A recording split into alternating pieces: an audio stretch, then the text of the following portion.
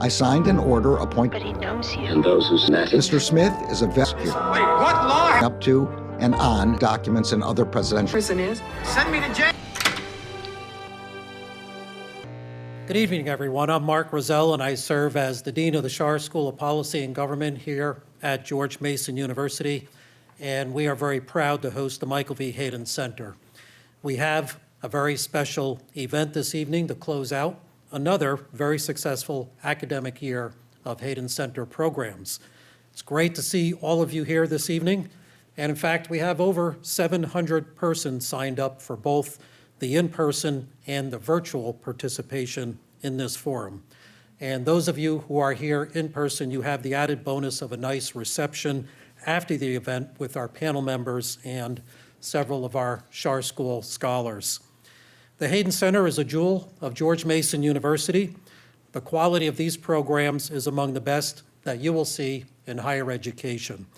And we do it with leading policymakers and thinkers who are committed to addressing the most challenging public policy issues of the day, away from the often overheated debates and discussions in our national politics, so that we can develop informed understandings of key issues. This kind of analysis, we know, is needed now more than ever. When the Schar School was founded back in 2016, our benefactor, Dwight Schar, expressed his hope for programs such as these that are nonpartisan, non-ideological, about good government and good public policy, wherever it comes from, regardless of party or ideology. And with that in mind, the Hayden Center was founded 6.5 years ago by former NSA and CIA director and Schar School professor Michael V. Hayden. The Hayden Center has been a prominent voice in explaining and demystifying intelligence and security issues. If you missed some of our past programs, we have all of them on the Hayden Center website and on our YouTube channel. So thank you, everyone, for attending. I hope to see you at future events here. And I now welcome to the stage the director of the Hayden Center, Larry Pfeiffer. Larry.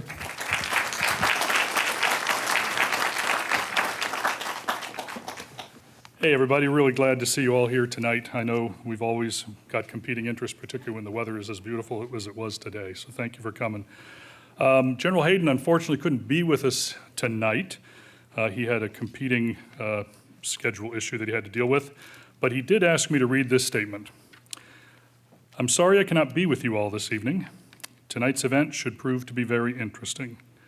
I have gone on the record with my deep concern about the alleged mishandling of classified material by the former president. As outlined in the indictment, the behavior is inexcusable, and the delay in resolving the matter is very corrosive to our system of secrets. I look forward to hearing what Allison, Andy, Brian, and Anna have to say about that. So Mark gave you a great introduction about what the Hayden Center is. I would just note for you all that tonight's event is being live streamed on YouTube, but it's also being recorded. So just be cognizant of that if you have any concerns about being caught on tape. The Hayden Center is also on social media. We're on Twitter, we're on LinkedIn, Facebook, Threads, Mastodon, Blue Sky. If you know of any other great social media sites we're not on, let me know after the event. You will see on the screen, we got some great handles that are available on a number of those sites. If you feel like live tweeting the event tonight, those could be some great handles you could cross-reference for us. So thank you for doing that. There'll be time for questions from the audience tonight. That is always the best part of our events, I think. We ask you to line up at the microphones on the opposite aisles here when that time comes. Anna will let you know when that time is getting ready to come. When you do come to the microphone, please let us know who you are, but if you want to remain anonymous, that's okay too. Keep your questions brief, keep them in the form of an actual question.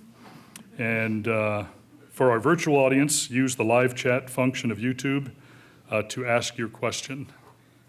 Following the event, there's that great reception Mark mentioned. We hope to see you all there. It'll be in the adjacent multi-purpose room across the foyer here, so please do join us for some time there. By way of introductions, tonight we're excited to bring you this rare live presentation of Jack, a Special Counsel Podcast. I know there are many fans of the podcast in the audience here. This podcast looks at the various legal charges brought by the Department of Justice Special Counsel Jack Smith against the former president, as well as the other trials he faces in New York and Georgia. Of keen interest to the Hayden Center and many of you who work in the intelligence and national security business are the charges brought against the former president regarding the retention and mishandling of national defense information at his residence in Lago. So joining us are the co-hosts of the podcast. First off, Allison Gill, who is the second one on the end there.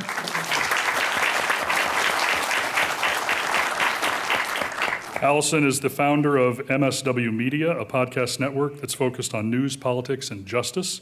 It has included the first podcast for which she had received a Webby Award and for which she received a lot of attention, called Mueller She Wrote. That was succeeded by the podcast we're doing tonight, Jack, a Special Counsel Podcast. She has another weekly podcast called Clean Up on Aisle 45 that looks at the Biden Department of Justice and the intelligence agencies, and that's co-hosted by Peter Schrock of former Department of Justice? FBI fame. I know, we don't. Don't let Andy will tell you that even though the FBI belongs to the Department, they don't really belong to the Department of Justice. The twain should meet. Yeah. And then there's a daily podcast she does with Dana Goldberg called the Daily Beans Podcast that serves up social justice, politics, and news. Allison's got an incredible resume that we could probably spend all night talking about, but just some highlights here. She is a U.S. Navy veteran. She spent time with Sprint, the old telecommunications company. She was involved in hotel and restaurant management. She worked for 13 years at the Department of Veterans Affairs. She is an award-winning stand-up comedian. And very importantly, she's been a voice for victims of sexual assault in the U.S. military. Secondly, tonight we have Andy McCabe there, the guy in the middle. For those not familiar with Andy, he's former acting director and deputy director of the Federal Bureau of Investigation, served in several key posts in his 20-year career there. Many of you see him now on CNN, where he serves as a senior national security and law enforcement analyst. And then important to us here at the Hayden Center and the Schar School, he's a distinguished visiting professor, and we've got students in the class who've had the big benefit of attending his classes. Here at the end, we have Brian Greer. Brian is a former attorney for the Central Intelligence Agency and a member of Central Intelligence Agency's Senior Intelligence Service, which is the high-rank executive rankings of the agency. Some of the positions he held, he served as Chief of Staff to the General Counsel, Caroline Kress. He served as Deputy Chief of the Litigation Division at CIA. He served as an operational attorney in the Weapons and Counterproliferation Mission Center and their East Asia Division. You can ask him later on what an operations attorney does. He probably won't tell you. You can find him today on social media at Secrets and Laws, offering some great informed commentary on the goings-on of the various court cases, particularly the classified documents case. And he's a frequent guest on this podcast, which is why he's here tonight. And moderating for us tonight is Anna Bauer. Anna rushed. Anna took the fastest train on the East Coast to make sure she got here in time, because she was spending the morning and early afternoon at the Donald Trump trial in New York City. So she actually left Stormy Daniels to come and be with you tonight. Anna is a legal fellow and courts correspondent for Lawfare, which is another great website that hosts podcasts, including a podcast called Chatter by David Priest, one of our senior fellows on the front row. She's a 2022 Harvard Law School graduate. She got a bachelor's in law from the University of Cambridge. She was a Fulbright scholar at Anadolu University in Turkey and has spent time serving in the court system in Georgia. So with that, I will turn it over to Anna to begin the conversation. Thank you all for joining us.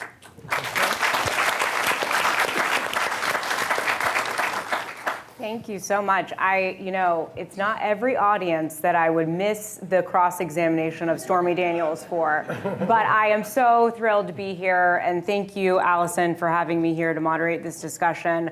I am a longtime listener of Jack and very excited to be here, but what I wanted to start with is kind of the story behind Jack, because this is something, even though I've been on some of your podcasts, I know you, I know what the podcast is all about. I actually don't know how it is that you and Andy became connected. On one hand, we have you. You know, you had a long career in the Department of Veteran Affairs. You also did work in comedy, and I think that you started your first podcast, you know, podcasting out of your kitchen. And then on the other hand, we've got the former deputy director of the FBI. So how did the two of you connect, and what's the story behind Jack, and what did you guys want to accomplish with this podcast? It blows my mind too. I remember I got a text from Harry Littman, former, I think, assistant deputy director of the Department of Justice or something, and he needed to get your phone number, and I had it. And I Damn you, Harry. And I never imagined myself being here. So we call it the kitchen table days when I started the Mueller She Wrote podcast at my kitchen table with some $99 microphones and a prayer. And we started covering the Mueller investigation in 2017. And our first episode came out when the first indictments came out against Manafort and Gates. And then we did an 8-part series. We had something called the MSW Book Club, and I did an 8-part series on The Threat by Andy McCabe, and we largely credited, like, we were just like three, like, oh, he started the whole thing. He went to Rosenstein and said, you gotta get a special counsel, and he was crying, not him, but Rosenstein. The other guy. And he did, and he saved it, you know, he preserved it and all that stuff. And so it was very odd to then be able to have Andy on that podcast to talk about the book, when then we did a whole episode about Jill as well. And I was invited to a book talk, I think it was May of 2019. Yeah, 2019. And it was brilliant to be able to hang out and meet with him. So then Mueller investigation ended, that went away, and new special counsel was appointed to investigate the same fellow.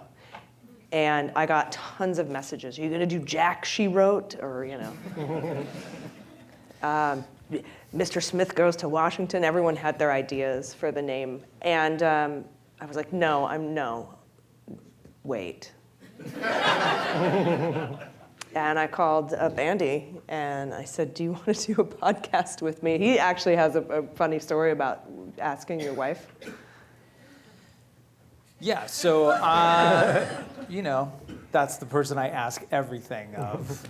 So Allison called, and I was like, wow, that actually sounds kind of fun. Like, why not? I binge on all of this information anyway, just out of interest and the off chance that someone on CNN will want to talk about it. So I thought, yeah, that might be kind of cool. So I went up and talked to Jill, my wife, and she was at first like, oh my God, no. You're like, you don't need another way to be like out there talking about this stuff and like, you know, drawing fire and everything else. But yeah, pretty quickly she warmed up to the idea. I was like, hey, it's not gonna take a lot of work, and you know, we'll just do it for a couple weeks. These things are gonna go pretty quick.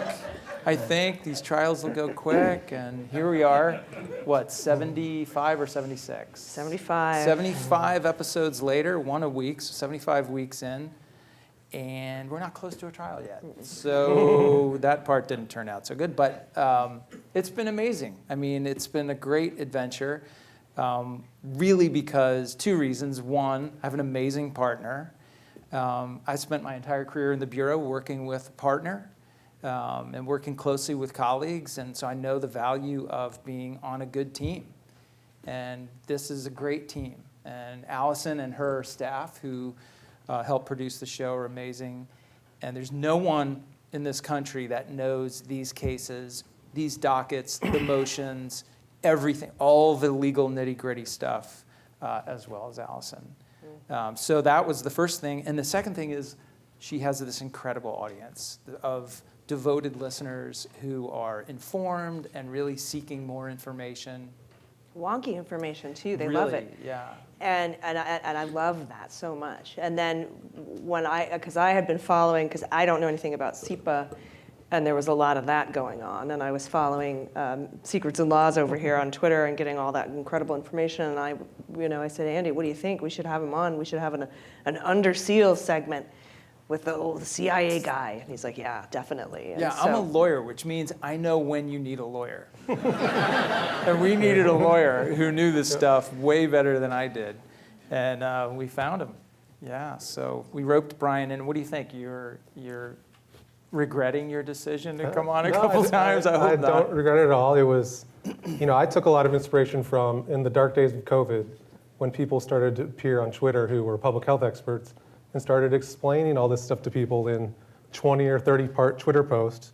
And then, that was very informative, took a lot of comfort in that. And when this case broke, I thought I could kind of do something like that with a more boring topic of SEPA. But I'll see if people are interested, and started doing that. And then, Allison started becoming, I think, my biggest proponent. And being on the podcast is great. It is such a great audience of, I don't know why y'all are so interested in SEPA, but there's other live podcast tapings about like pop culture, celebrities, but glad you're here and super happy to be part of the podcast. And we will get to SEPA, but first I want to rewind to about, I don't know if it was maybe 70 something episodes ago, whatever it was, when all of this first started, the first indictment that was handed down or up. I'm not sure if indictments are handed down or up. I think up, maybe. So the first indictment that was handed up in the Southern District of Florida, the classified documents case, this was last June. It's almost been a year since this case started. And I want Andy to see if you can just kind of give us a little bit of a recap of where we've been in that time. Let's zoom out a little bit and just get a sense of what's happened. Yeah, absolutely. So before I do that, I just first have to say hello to my current and former students, many of whom are here, and encourage you that when you are asking good but not hard questions towards the end of the program, the grades for this semester are still not finished. So just keep that in mind. Okay, so the documents case, I think maybe it'll be helpful for me to talk a little bit about how we got to the search warrant, and then I'm going to hand it off to you to cover more of the kind of docket-heavy stuff. But yeah, of course, we've all heard the stories of the chaos and kind of confusion and lack of preparation that went into Donald Trump's departure from the White House. He was notoriously not really interested in planning or hearing about anything connected to actually having to leave, so things were left to the last minute. And we also know now from several witnesses that, I can't say if this is, I assume this is different from other administrations, but I can't say that for sure. But we know that he had a habit of taking a lot of things up into the residence, documents and things like that. We know that they contained those in boxes that he stored in his bedroom, basically where he slept. So there were numerous boxes full of all kinds of different things in there. I don't think that was typical. But my point in raising it is because now you have potentially important documents, presidential records, maybe classified stuff in the residence. And the residence is the place, that's the focus of like pack-up day on the last day of the administration. And as with many administrations, it sounds like everything that was there was either boxes were just taped up or they were placed inside of other boxes, and it was all shipped down to Mar-a-Lago. We now know they probably had somewhere in the neighborhood of about 100, maybe 90. We've heard different guesses because no one's absolutely sure as to how many boxes went down. But they were stored for quite some time in different places around Mar-a-Lago. We have photographs of that in the indictment. In the ballroom, in the bathroom, ultimately ended up in a storage room. He was then contacted, and his representatives were contacted by the National Archives, who suspected that there were materials missing. And that began a contentious back and forth in which the archives tried to take possession of those presidential records, which are the property of the archives and all of us as citizens. And he resisted that in a pretty determined way, despite having a lot of advice from advisors and lawyers that he should probably just give them back. Although 100 times he was, just give the stuff back. Yeah. And it'll be okay. Like And over and over and over and over and over again. surprisingly, he dug in. So in January of 21 or 22? 22, January of 22, I think January 17th of 22, after he had reviewed many of them personally, he sent back about 15 boxes to the archives. When they received them, they reviewed them and determined there were many classified documents in that batch. So they referred it to their IG. Their IG referred it to the Department of Justice. That's the normal process that every agency goes through when they think they've lost some classified material. It's called an 811 referral, right? And the DOJ gave it to the FBI to investigate. A lot of questions about how that was done. We can talk about that later. But nevertheless, due to some reportedly significant reluctance in the FBI to pursue a search warrant, again, after many calls and requests and all that sort of thing, they decided to use a grand jury subpoena, a much less aggressive approach to get the documents back. He was served with that subpoena, had some interaction with DOJ over that. They finally went down to Mar-a-Lago in a fit of pique to recover what they could. They were given an envelope of maybe 24 documents. 38. 38, there you go. You see who's got the memory here.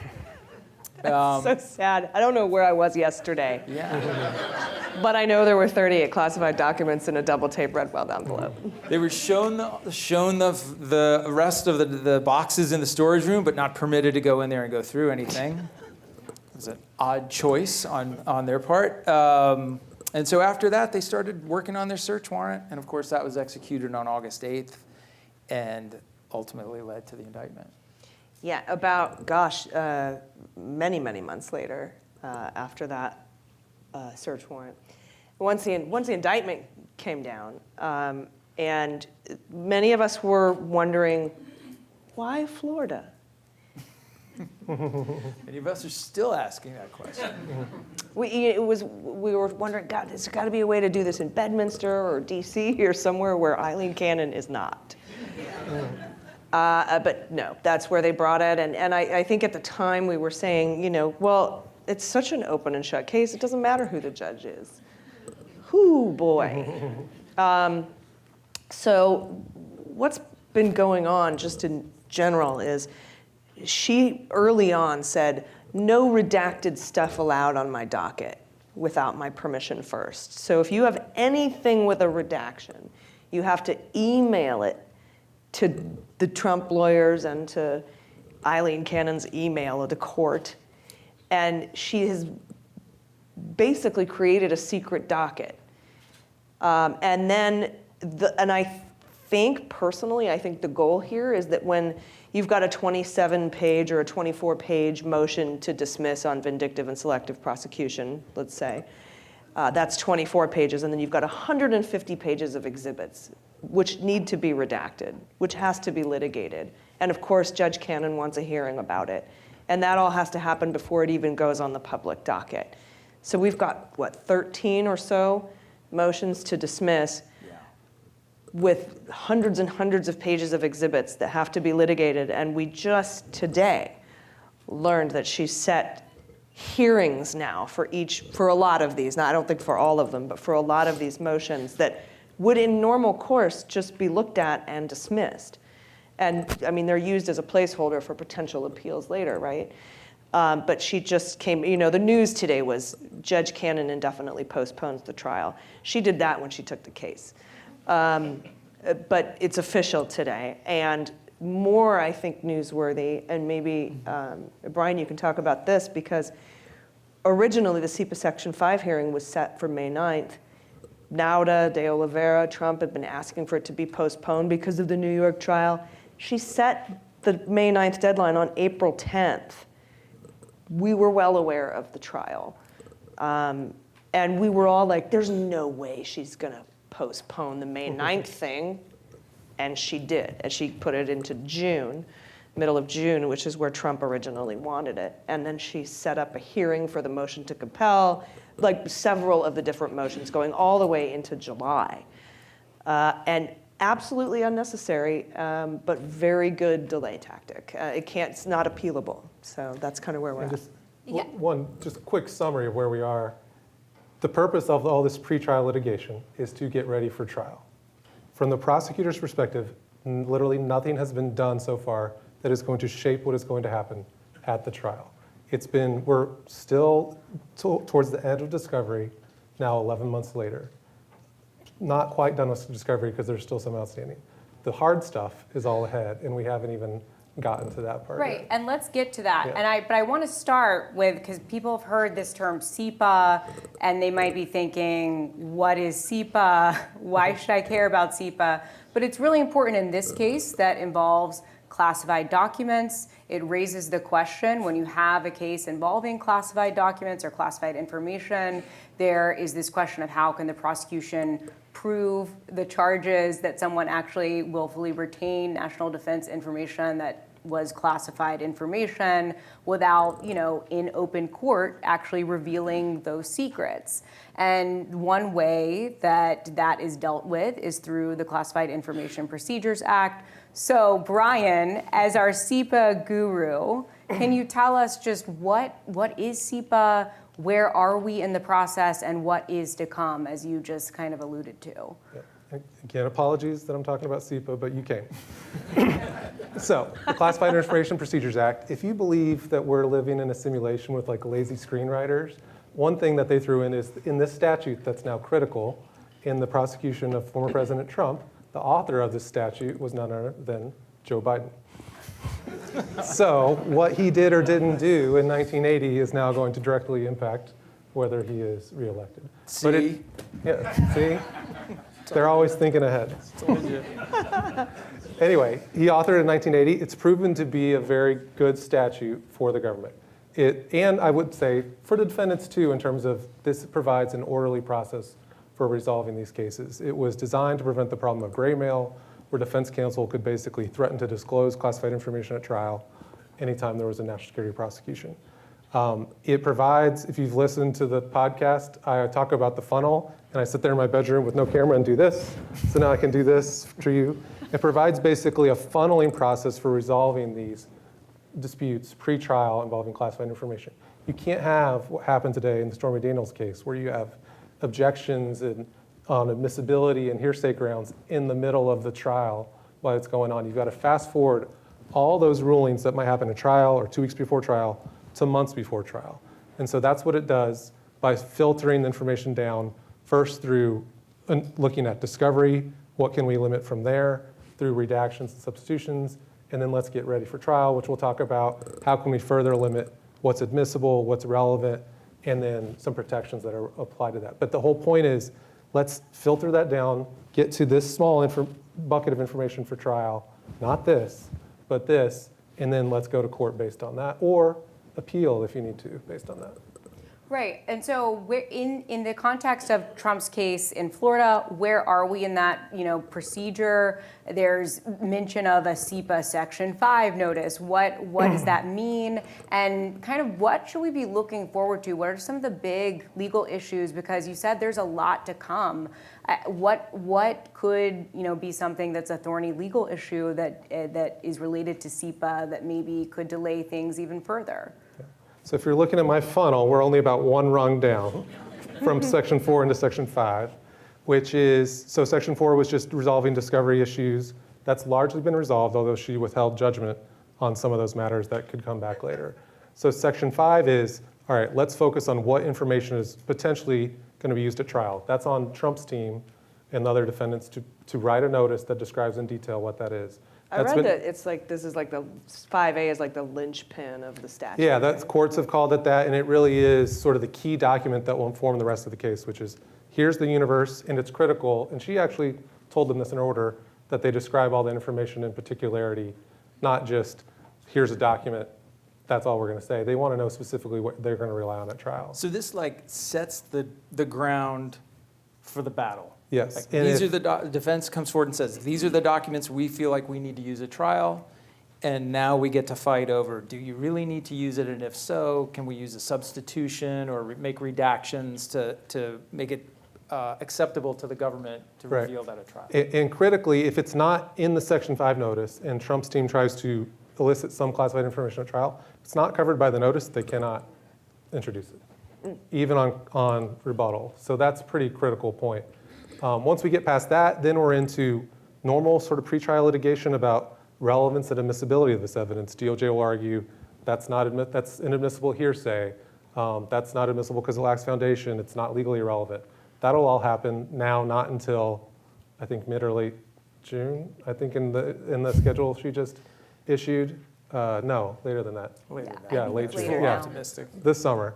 And then the most important phase happens, which is 6C, which is, okay, you've got what's going to be used at trial. DOJ is going to try to apply certain protective measures to it, summaries or substitutions, or the biggest issue here will be, does DOJ have to declassify and show all these documents to the public or not in order to convict Trump? DOJ will try to use something called the silent witness rule, which is have a government witness who's a classification expert testify about that document, show it in full to the jury only, not to Anna sitting in the courtroom, sorry. And they'll testify it in generality. So if it's the Rand war plan document, they might reveal that publicly, but they'll say, look in section 3, paragraph 3, that describes what the US government would do in the first wave attack, how they would do it, and then they explain why that's classified. So that would be general testimony, and that would be a way of protecting those secrets still. And it makes sense, right? The government should be able to do that because otherwise you're spilling all these secrets at trial. But Trump will have all these arguments that it's basically unconstitutional and violates his due process rights and rights to cross-examine witnesses if they do that, because he wants to get in the specifics in front of the jury. So that fight will all play out. That's been used successfully in a lot of cases in DC and Virginia, but never in the 11th Circuit, so it's sort of uncharted territory. But that'll be the biggest issue to come in this case on the classified front by far, and we're so far from even talking about that. Right, and so I think it would be fair to say that there are ways that this case can impact it's not just that this is about a former president being prosecuted for allegedly stealing our nation's secrets, but it's also because of Trump's willingness to litigate a lot of these uncharted territories within CIPA. It could affect other prosecutions that involve classified information. That's definitely true, and we've seen that in things like one of the early steps in the process is an in-camera hearing where the government gets to come in and speak to the judge without the defense present, and that's having to identify, to make determinations about what they'll turn over in discovery. And Trump filed a motion demanding that that be an adversarial process, that they be present for those arguments because they wanted to object to things. Had she gone along with and granted his request, that's the sort of thing that can upend the CIPA process for every case that comes after it, right? It could establish a precedent that would really undermine the kind of sanctity of the CIPA process and its ability to protect government secrets. So we barely dodged a bullet on that one, but again, it took weeks and weeks for her to make a decision that really to any other federal judge that's litigated national security cases would have dismissed that motion in court without argument and issued a ruling without explanation. It's just so preposterously beyond the scope of how that litigation is done. Right, and I want to get to another decision that Judge Cannon made that Allison referenced that I think many other judges would have dismissed kind of at face value. That is the fact that she set an evidentiary hearing on what is called the scope of the prosecution team. This is a motion a request that related to Trump's motion to compel. So Allison, can you tell us a little bit about that? What does that even mean? And why has Judge Cannon set an evidentiary hearing on the scope of the prosecution team? I actually was going to ask Brian about when you were talking about what classified documents come in, what happens when Trump claims that there are documents that don't exist and he wants them because he's doing that. And basically, when you're doing a motion to compel, the government, and correct me if I'm wrong here, the government only has to give you what they have. And so This is in the government's discovery obligations, right? The government is obligated to provide information to the defendant that he needs for the preparation of his defense. And so what Trump is trying to do, he's trying to broaden the scope of the government in this case. He wants to include the Department of Energy. He wants to include, like, just basically every agency. I mean, he was asking for material like, if anyone in the federal government ever said something nice about me, I need it. And he tried this up in DC, and you and I compared the differences between Judge Chutkan and Judge Cannon. Judge Chutkan was like, these don't exist. No, denied. But what Judge Cannon has done is she's actually going to set a hearing to entertain the idea that the special counsel's office is bigger than it is, to try to group in more discovery that most of which doesn't exist. So, and he shouldn't be able to have access to anyway. What they may zero in on, which will frighten the government, which is, so it's the prosecution team. So it's typically DOJ and FBI are the prosecution team. The rest of the government is not. Trying to rope in former lawyers like me at the CIA who worked on this case, I didn't work on this case there, but the people there now who did, into the prosecution team, and potentially having an evidentiary hearing talking about them and their role is going to be very worrisome to people in the government for sure. And what that hearing looks like, and it also just fundamentally misunderstands what the role is of all these intelligence agency lawyers. They are by law not acting as law enforcement officials. They are not making decisions about charges, things like that. They don't represent the government. No, they represent the victim, right? Like, can you imagine another context where the victim's lawyer is brought in, and then they represent, even if they weren't the victim, they are the equity holders of the classified information. So they have to provide the permission to use it. That does lead to substantive discussions about what are you going to charge, which documents, things like that. But that doesn't mean you're part of the prosecution team. You're like a witness, a lawyer for a witness. Well, one of the things he wanted was, you remember the intelligence community assessment that Obama ordered. I remember that. And he wants basically every classified document that had to do with putting together that report. And that's from every agency, intelligence agency, whether there's 17, and probably not all, but a lot of them. Mm-hmm. And that's just simply not part of the prosecution team. And Judge Cannon is like, well, let's just have a hearing about it. It's dangerous and bizarre. But it's all part of a very effective, you can't argue with that, very effective strategy to delay these cases. Like, that's the point of the filing a motion with 150 pages of redacted exhibits, because you know that she's then going to litigate whether or not those redactions need to stay or whether they get revealed.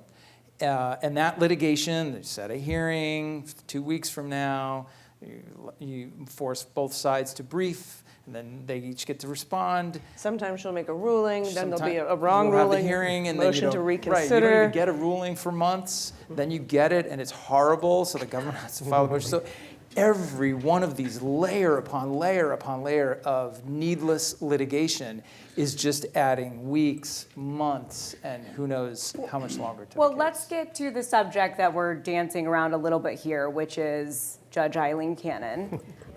She is a judge who has had familiarity with this case even before it was a criminal case.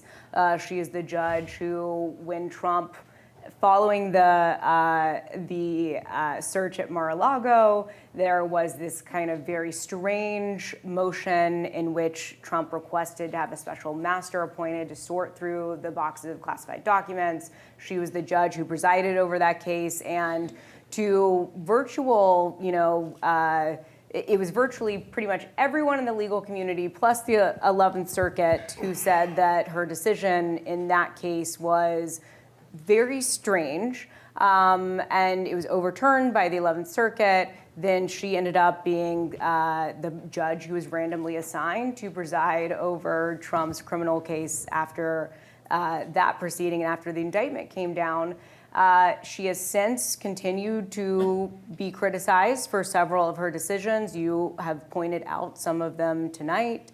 And there are many commentators who have suggested that it is well past the time that Jack Smith and the Special Counsel's office should try to seek recusal or reassignment of Judge Cannon based on some of the decisions or choices that she's made within this litigation. So what do you guys think about that? This is kind of to anyone who has thoughts.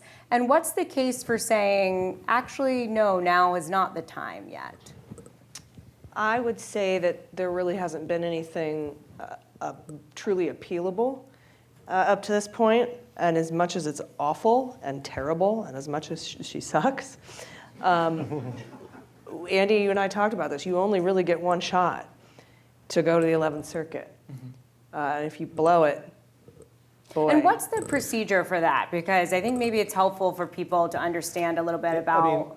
They could ask her to remove or recuse herself. She's never going to do that. They could ask the chief judge.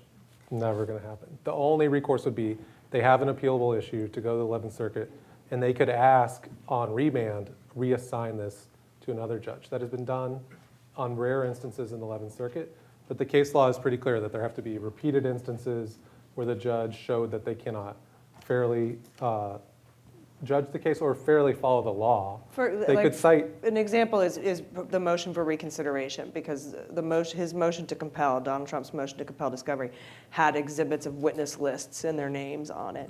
And she ruled that those should be made public.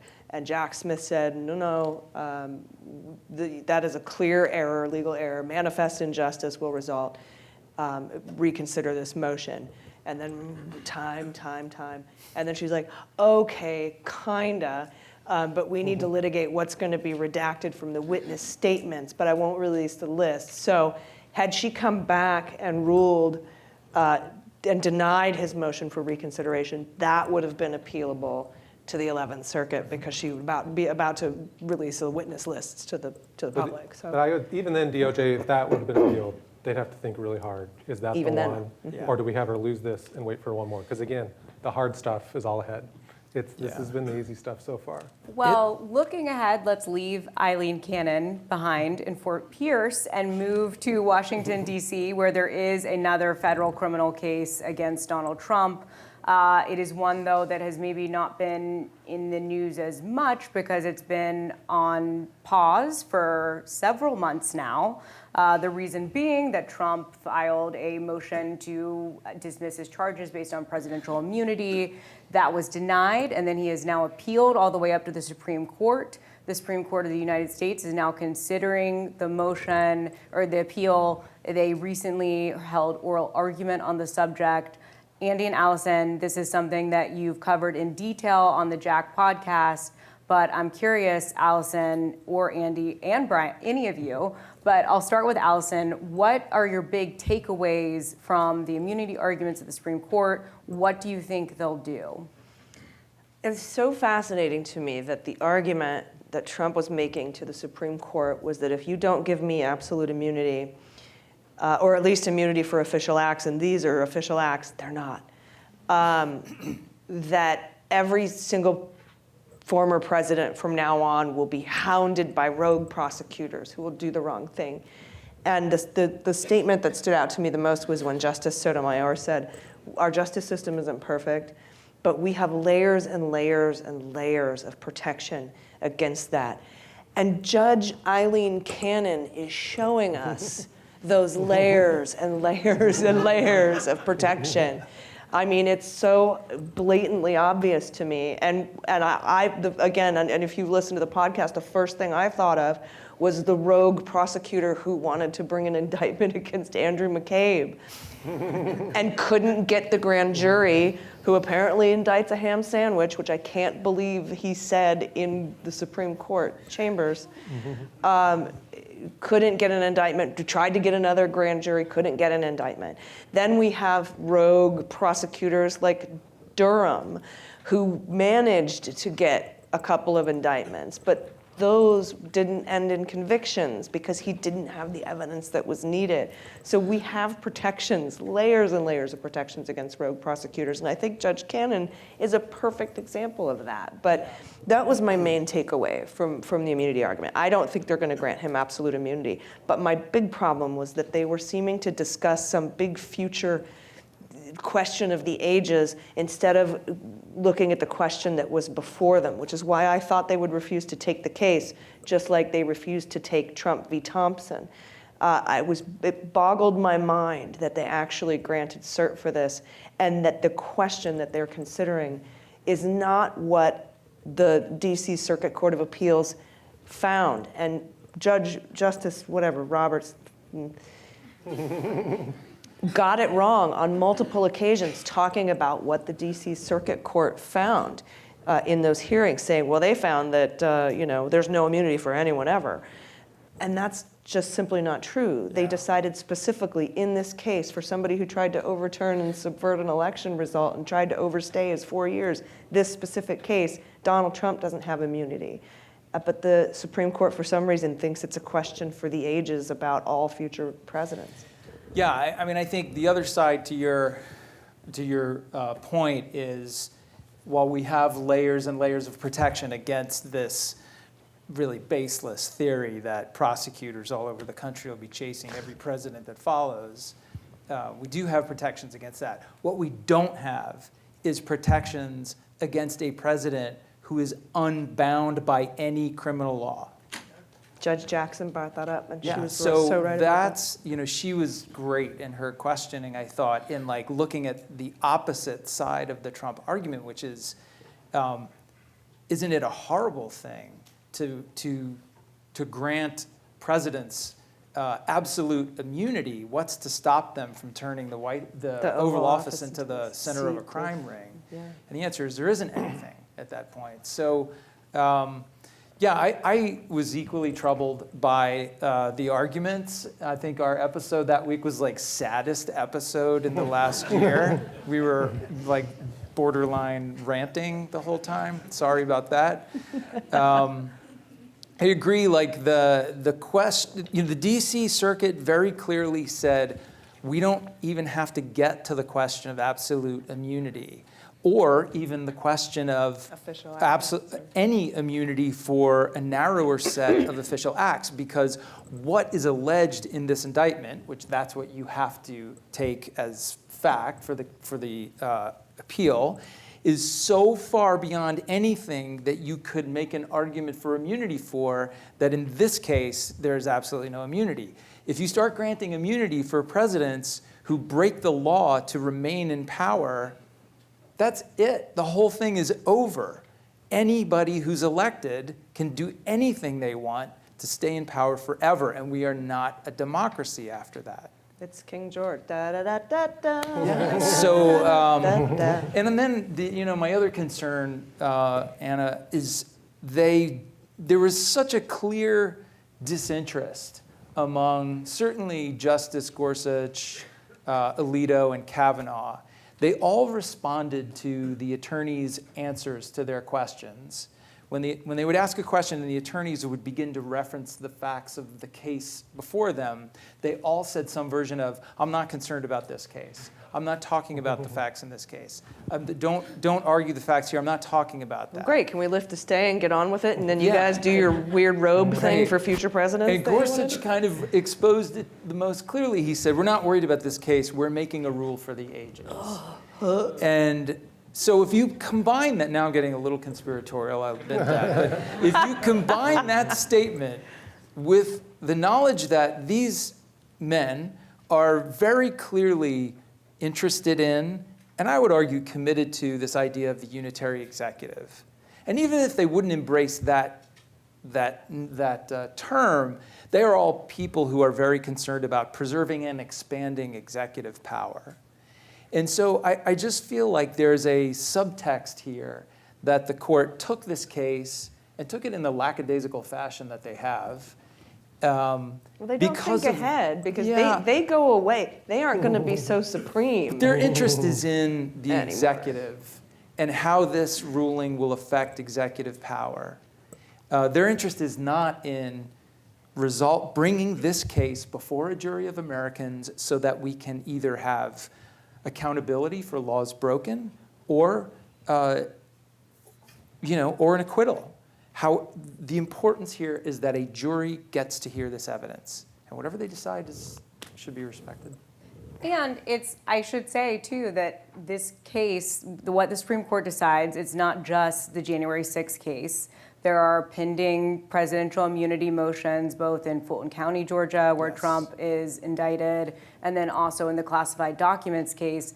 But Brian, I wonder if you could focus for a minute on the classified documents case, because the fact pattern is a little bit different in that many of the events took place when Trump was clearly no longer the president. So how could, all of them. How could a favorable decision from the Supreme Court, maybe not finding that there is absolute immunity, but that official acts, there's some type of qualified immunity maybe, how could that affect the classified documents case and what's going on there? Yeah, I think this issue's been overlooked a little bit. Understandably, the January 6th case is way further ahead, and all those acts were clearly, at least while he was president, whereas we don't have that in Florida. But I'll make their best argument for immunity there. Hopefully I'm not helping them, but which is, well, this is not their argument, but just a side note. Trump's petulance has typically gotten him in trouble in life, but there's one instance where it didn't, which is him not attending the inauguration of Joe Biden is going to end up helping him a lot in this Florida case. And because he didn't attend that, he took off while he was still president of the United States and went to Florida while he was still president and brought the documents with him to Florida. So they will claim that the movement of them there was an official presidential act. And they will also claim that his designation, in air quotes, of them as personal records was also an act that's afforded to presidents. And that also occurred basically when he moved them while he was still president. And Jack Smith will say, you're not indicted on any of that. You're indicted for retaining national defense information. And yeah, Jack Smith will have very good counters to that. But as we've seen, just those arguments alone can gum up It's the case Judge Cannon for that's gonna months, maybe multiple rounds of appellate litigation. And what could be relevant from the Supreme Court case is not just in general, but okay, even if it's not core, and this may not be decided till the second round of Supreme Court litigation, even if we're good that the core conduct there is not presidential, what about the fact that those events are still relevant, that he took them to Florida? It's still, Trump will argue that that's the reason the crime was committed, because I took them while I was president.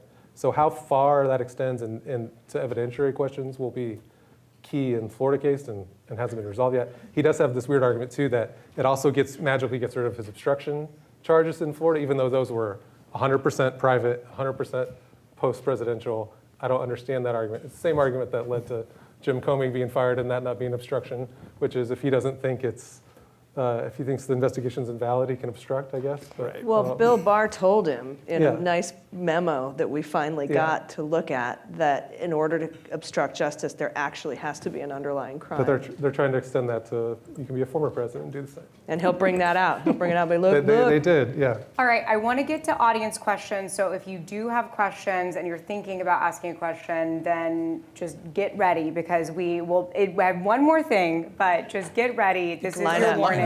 Line up. So I want to end, we've talked a lot about, criticizing Trump's legal strategy or legal arguments, criticizing some of Judge Cannon's decisions.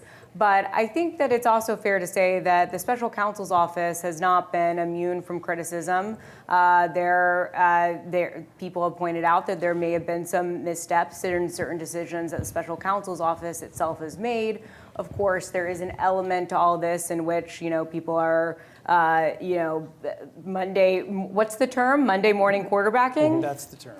I'm not a sports person, so sorry. But so, there's this element of all of that in which you're, in retrospect, looking back, you don't have perfect information about why the prosecution has done what it has done. And yet, I think that it's fair to say that it would be great to hear from all of you. What is it that you think could have been done better? Are there any decisions that you would have made differently if you were someone who's making decisions within these various prosecutions? If we're talking about Jack Smith, so much of it is still unknown. If we're talking about Jack Smith, I think that I'd like to know a little bit more information about why they felt that they couldn't bring this case in D.C., the documents case in D.C. And maybe that's because he's not charged with stealing the stuff from D.C. But if we go back before Jack Smith, I definitely think that the FBI, sorry, Andy, in their reluctance to dive into this, which may be well-founded because of what happened to a lot of folks at the FBI after the Mueller investigation. The FBI, we've recently learned that Merrick Garland wanted to start investigating the top of the coup all the way up to Trump when he got there, the week he got there. And that there was a lot of pushback from some Trump allies and Trump holdovers, and not even necessarily that, but just more cautious people at the Bureau and at Department of Justice, Axelrod, right? And after a couple of months, Merrick Garland was very frustrated with the slow pace and put together the investigations unit. But he kept it's so small because he didn't want some of these other folks to know about it, that there's just not a lot of resources there. And when they started to try to get search warrants and subpoenas, the FBI was like, oh, I don't think that's a great idea. I'm not going to subpoena the Willard or whatever. And that really kind of, finally, I think he was able to put a chief of staff in with Chris Wray that was more amenable to these things in early 2022, and that's kind of when the dam broke. We didn't have to go to the inspector general and the post office cops to get search warrants on phones. But I think maybe that would be something I would want to look at. I think there's a lot of good questions there. Whether or not we'll ever get answers is a different good question. When you look at that timeline, and I think it was the Times that covered that. There was a big New York Times article about this a couple weeks ago. I recommend you take a look at. There was a lot of time lost, and now here we are at the brink of an election, and it's critically obvious that that's the biggest challenge to both these cases, is trying to get them done before the election. So I can't explain why there was such reluctance. There were some things in that article I thought sounded pretty typical. There was just bureaucratic inefficiency. He started the investigations unit to attack this problem, and they really didn't make any progress for months. Like, there was no concerted organization pulling people together and getting them forward. So that's a leadership issue. Well, you had Ron Johnson and Ted Cruz and Rick Scott and Mike Lee refusing to confirm the DC U.S. attorney, who didn't get there until November. There were a lot of things. I think the hot wash on that will be ugly.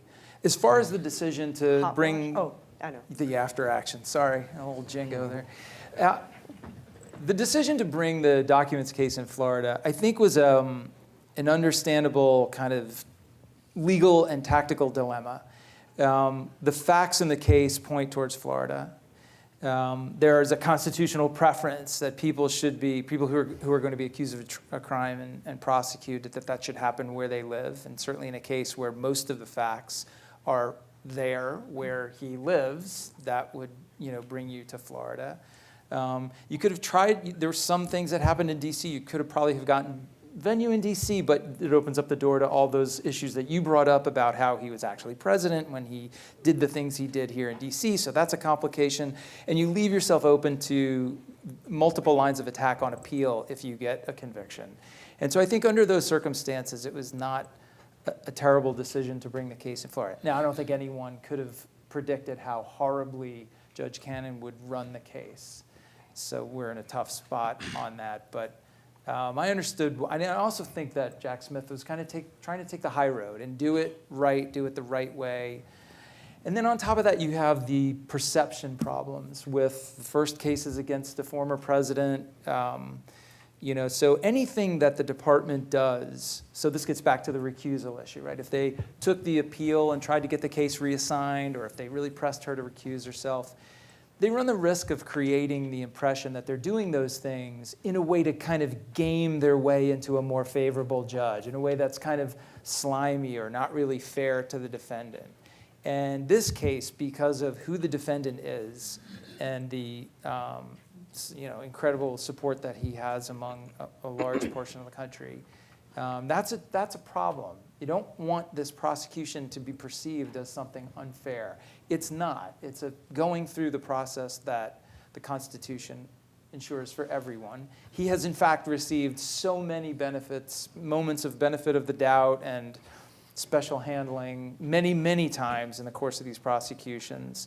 But nevertheless, this narrative of, oh, it's unfair, it's a political attack job is very corrosive and undermining to the health and welfare of the department and the FBI. Yeah, Brian, what about you? Yeah, just the final point on this. It's a little bit of my pet peeve, having been in government and you as well.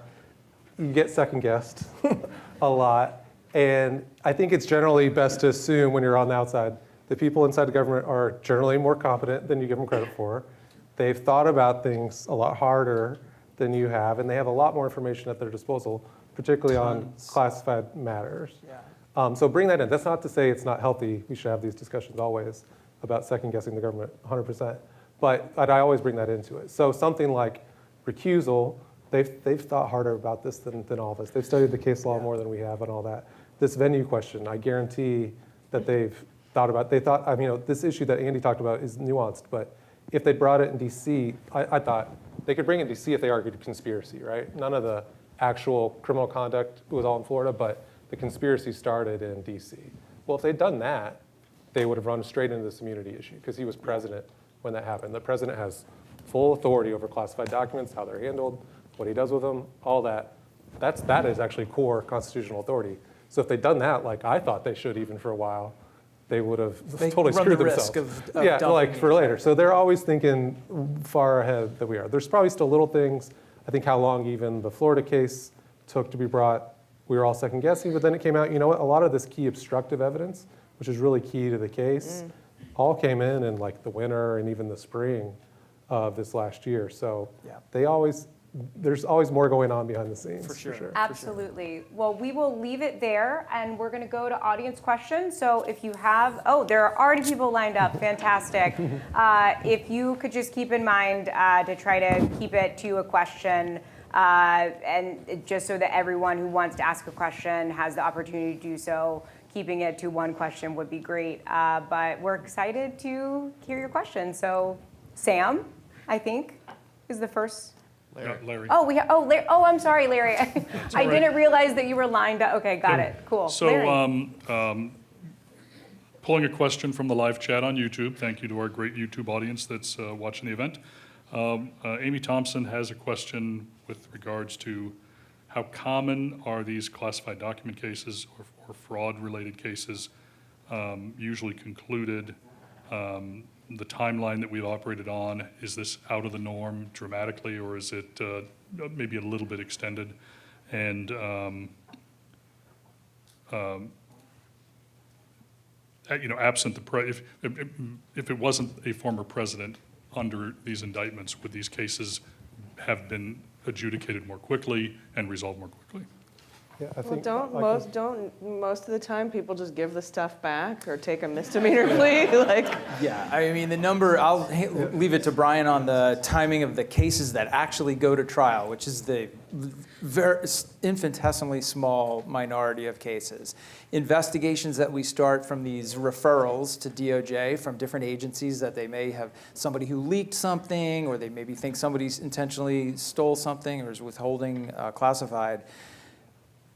Far away, the most common thing is you approach these people and they give the stuff back. And if it's a particularly egregious, they may have to plead guilty to a lesser offense, a misdemeanor level, like retention offense or something like that. But most people, they do this out of mistake. Perfect example, the two other investigations of this, both of Vice President Pence and President Biden, in both of those cases, the prosecutorial authorities, one a special prosecutor, the other a U.S. attorney, determined that there was no intentional violations of the law there. So that's the most common thing. They don't actually go to court. But the ones that do go to court, it's a big range, right? There's a lot of variability there. These unauthorized retention cases are thorny for the reason we talked about. It happens a lot, but it doesn't necessarily rise to the level of criminality. typically. And I mean, you can think of some cases that aren't public. I'm sure that can too, Many, where there's yeah. some horrifying things have happened, where people took lots of classified stuff home, who did not necessarily have innocent intentions in mind. But even there, let's say, I mean, some of those cases were resolved on other charges. Yes. Those people who are weird hoarders typically have child pornography. I know who you're talking about. Yeah, so like, there's cases like that where those get resolved through other legal means. So DOJ doesn't want to really bring these cases, but you can't ignore them. Is this when Stephen Miller? When it rises, no. When it rises to a certain level, you cannot ignore it, and this one was clearly above the level of you cannot This one ignore, is given out of the ballpark. Yeah. There's There's not never another been a case. like this. The intentional evidence of intentional withholding, that is like the hardest thing to find in any of these investigations. This case is replete with it. He was asked so many times and refused to give it back. And then he did give some things back after looking at them personally, and also made the decision to keep all the rest of it. And then tried to destroy the So video. it's just layer upon layer of unavoidable intentionality. They tried to destroy the video. The obstructive elements along Yeah. with that. And then tried to destroy the video of Yeah. him destroying the video. But then just real quick, on the timing, 1 to 2 years is sort of normal depending on the district. What's different here is DOJ moved heaven and earth to provide all the discovery immediately after they indicted. Accelerate it. As soon as the protective order was in place. That normally doesn't happen in these cases, and that's what delays things. So they moved heaven and earth to make it happen faster, and Cannon did not sort of. Like before November, they had like 90% of the discovery they Yeah, needed. that doesn't happen in a normal case. Yeah. Let's move to this side of the room. Thank you. So congratulations on 75 episodes. Had it been you, Andy, who had taken intentionally, not boxes, but one folder, you wouldn't be with us today. Your students wouldn't be enjoying taking your course, and this audience you'd be in jail. I don't even say the word classified. Yeah, exactly. All right, except that. So, and I'm sure Dean Rozelle will extend this room for you on the 500th episode. But is that where we're headed? Are we headed for 500 episodes? Are we headed for 750 episodes after what we heard today? I mean, at this rate, we've got a lot of episodes left in us. There's no trials on the horizon, literally, not even a date, an effective date. Although May 20th, right, for the Florida case, is still officially. Nope. She officially postponed it indefinitely today. Bummer. So close. Yeah, so there's no end in sight for the Jack podcast. No end in sight. Thank you. Thanks, Steve. All right, Sam, over to you. Yes, I cannot believe you remembered my name. We met briefly beforehand. I'm a major fan of both, Daily Beans. I listen to it daily, so thank you. And then now Lawfare is in my ears twice daily with these daily dispatches, so thank you to both of your teams and to both of you. My question's actually about Fisher, if that's okay. One thing I couldn't really understand about the Fisher case is there was all this discussion about, the meaning of otherwise in this, Reagan-era statute, and which other uses of otherwise are justum generis, and, how we're going to sort of wrap our heads around what otherwise means.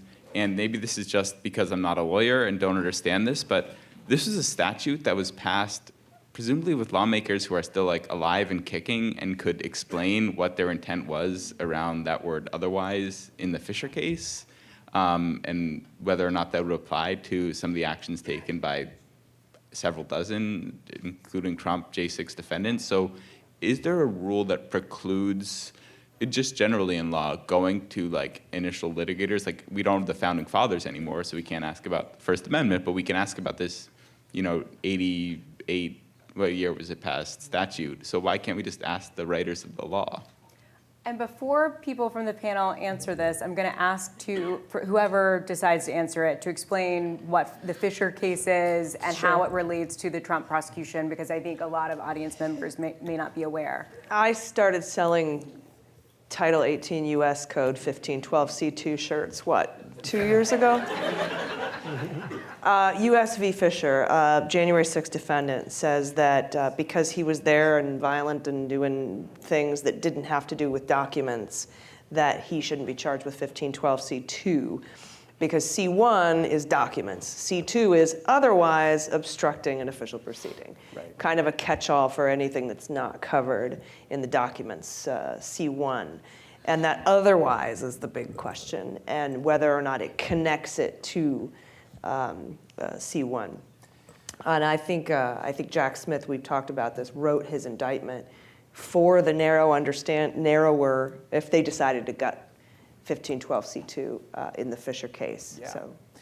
Yeah, so that obstruction, that particular part of the obstruction charge is a statute that was written in response to, you had cases where, particularly in corporate fraud, where accounting firms would just destroy evidence Enron? rather than turning them over. Yeah, I think it was Enron, right? And so they drafted this statute to go after that sort of malfeasance. So it starts out as like targeting you obstructing a official procedure using a document. But then they tack on C2, which says, or otherwise obstruct an official proceeding. Most people, most judges who have addressed this issue have said, no, otherwise makes it something other than using the document. 14 judges, it's just Nichols was the only one who. The judge that Mr. Fisher drew off the spinning wheel saw it a different way, and that's what propelled his case through the D.C. Circuit Court and then ultimately the Court of Appeals. So in answer to your question, Sam, wherever you've gone, there's not a law that I'm aware of that would preclude the justices from referring to a current comment from a legislator who was involved in the process. But typically when they use legislative history, it's only those statements that were preserved in the legislative record at that time. And there's kind of an evidentiary value to those statements if they are actually on the record in the activity of the Senate or the House. So the court doesn't actually do any proactive work of bringing people in or calling people up and asking them, even if they were someone who was involved in that legislation early on. They don't typically do that. I could see how maybe... Could they do it like an amicus brief? Sure. So if you were a legislator at that time, you saw this thing, you're like, I can tell you what we meant by otherwise. You could potentially write an amicus brief and submit it to the court. The court doesn't have to accept every amicus brief. If they accept it, they can consider it or not. Let's write one. Oh man, I'll never get out of the house. Great question, Sam. Okay, we have a few minutes left, so we're going to do a lightning round. We're going to try to get to the gentleman in the navy shirt at the very end of the line, but we got to make it quick. So panelists, keep it short. She'll be quick. Questioners, keep it short. We're going to make it happen. Hi, everyone. Thank you so much for coming out tonight. My name is Bree. I'm a current master's student here at the Schar School studying international security. My question kind of revisits our previous talk about the Supreme Court's ruling on executive powers. So I imagine we live in this hypothetical world. Trump is getting out scot-free of all these charges. He's elected in November. I know, scary. I'm so sorry I even put that into the universe. What type of legal or policy changes do you all foresee coming, whether it be changes to SEPA, whether it be immunity laws for the executive, et cetera? I don't know that I can answer this in a lightning sort of way, but... Do we have a Project 2025 slide deck we could throw up? Or? Yeah, I mean, I think the changes that we will see in a second Trump administration will be profound. They will be, I think they will shake the institutions of our government to its core in ways that people really haven't thought of before this moment in time. By reclassifying as many as 50,000 employees, currently civil service protected, senior executives across the government as political appointees and therefore subject to immediate termination for no real reason.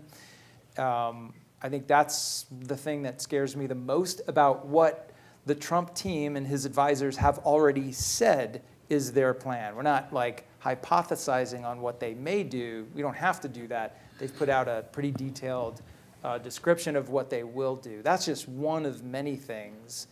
It would be interesting to see, though, how if he tries to get laws in place, like giving presidents immunity, assuming the SCOTUS doesn't, what will happen to Congress, because it's still a co-equal branch of government, but will it no longer be under a Trump administration, and how could that be affected? How could that be put into effect? So hopefully it's not an exercise that we have to learn. And with that, I'm going to call time on that round of the lightning round, and we're going to go to the next question.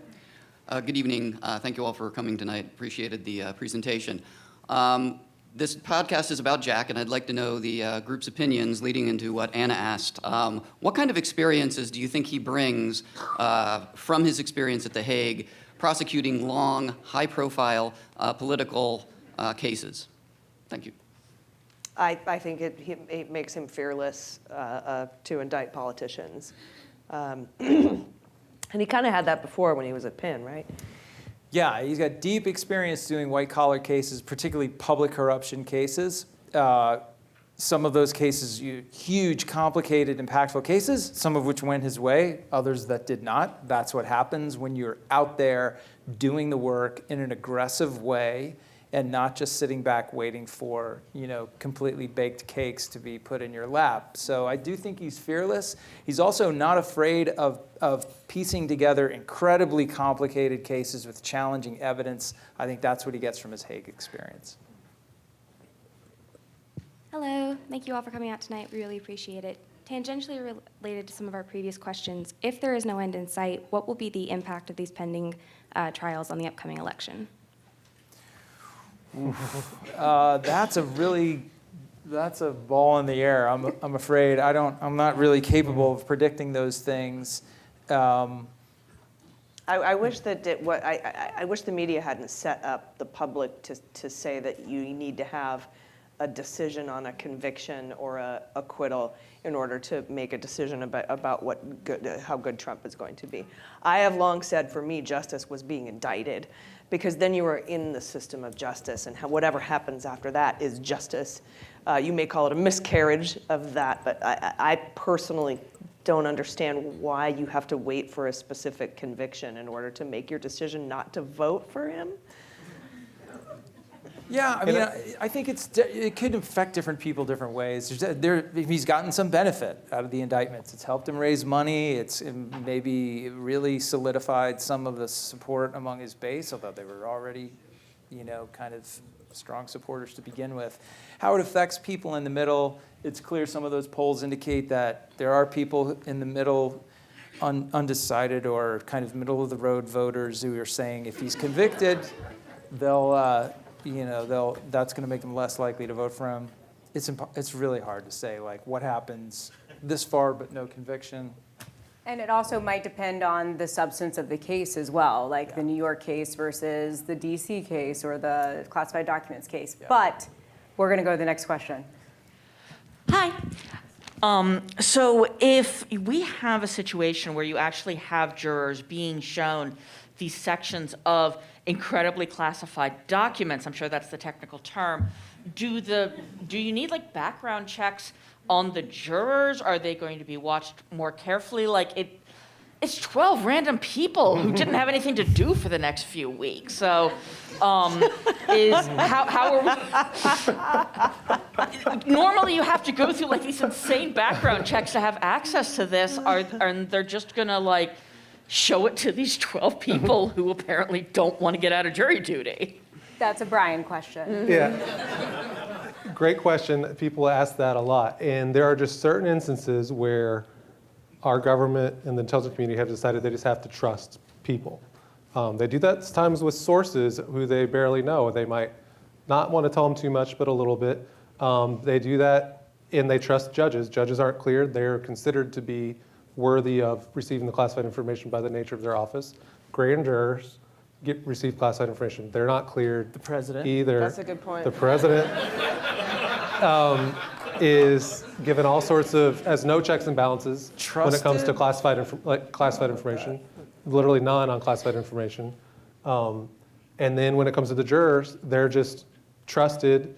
Voir dire is not very much, but it's a little bit. They would be admonished by the judge to please don't disclose this classified information outside of this, but there wouldn't be necessarily like a constraint on them from doing that. But that's what makes these cases hard, and we don't even think about the national security implications of these cases, but there is foreign government information all over those documents. Not just, we think of individual sources, but it's all of our foreign partners who have sources have given us the information that's in those documents. Bringing these cases to trial, is so hard for the government to get this far, and then to see a judge like Judge Cannon just sort of forward all that is pretty infuriating. Yeah. We are already 1 minute over, but Navy shirt guy? I got here late. I hope this wasn't already covered. Ignoring optics, not a factor. Is there any rule or law that would prevented Merrick Garland from saying, damn the torpedoes, I'm putting the foot on the pedal, I'm appointing special counsel March, whatever day he started? You mean when Garland showed up on the job? Yep. Oh, no, he could have done that on day one. Good. Okay. Yeah. That's it. I have a tweet from October of 2021 saying that he should appoint a special counsel. And with that, we are done. Thank you so much, everyone. And Larry, I don't know.